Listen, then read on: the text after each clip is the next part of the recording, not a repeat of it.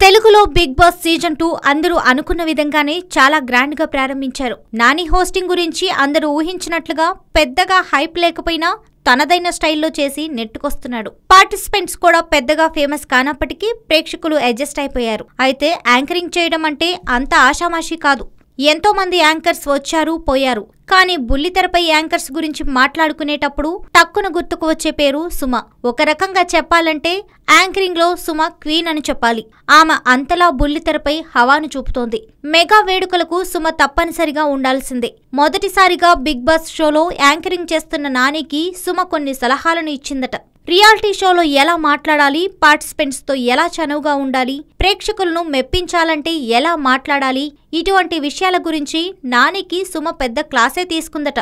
ఇప్పటికే నాని కంటే ఎన్టీఆర్ చాలా బెటర్ అని విమర్శలు వస్తున్నాయి కూడా. ఇక అందుకే ఏ పని చేసినా టాప్ లో ఉండాలని అని కోరుకునే నాని దానికి తగ్గట్టుగా ప్రయత్నాల్ని కూడా చాలా సీరియస్ గానే చేస్తున్నాడు. అందుకే యాంకరింగ్ ఎలా చేయాలో టిప్స్ కోసం సుమకు ఫోన్ కొట్టాడు. సుమ ఇచ్చిన యాంకరింగ్ క్లాస్ తో నాని ఇక ఈ వారం ఎలా అదరకొడతాడో చూడాలి.